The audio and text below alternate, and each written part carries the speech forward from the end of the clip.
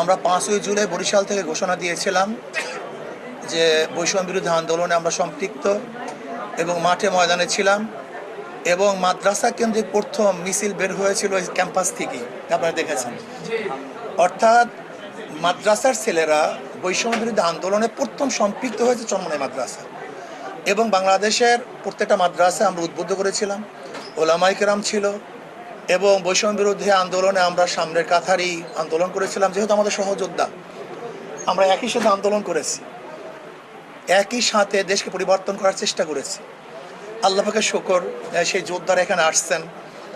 আমরা এক তো ঐতিহাসিকভাবে আমরা সম্পৃক্ত আছি আন্দোলনের সাথে, সংগ্রামের সাথে, এবং আমরা চাই আমাদের বক্তব্য, এনসিপির বক্তব্য এবং আমাদের বক্তব্যের অনেকটাই কাছাকাছি। আমরাও দেশ গড়তে চাই, আমরা বৈষম্য দূর করতে চাই, জুলুম অত্যাচার অবিচার দেশ থেকে চিরতরে উৎখাত করতে চাই।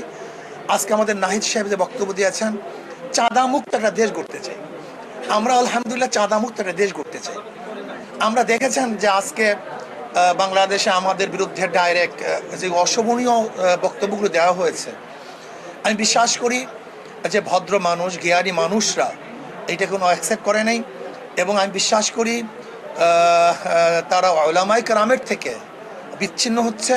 আর বাংলাদেশের কোনো রাজনীতিবিদ এবং রাজনৈতিক দল যদি উলামায়ে কেরাম থেকে বিচ্ছিন্ন হয়, কমপক্ষে 92% মুসলমানদের দেশে সে কোনো অবস্থায় রাজনীতি করতে পারবে না, বিশ্বাস করি।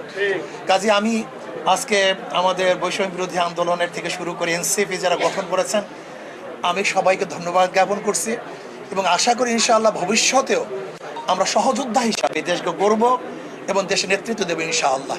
দেশ গড়ার জন্য যা কিছু প্রয়োজন সব আমরা একত্রিত করবো ইনশাআল্লাহ।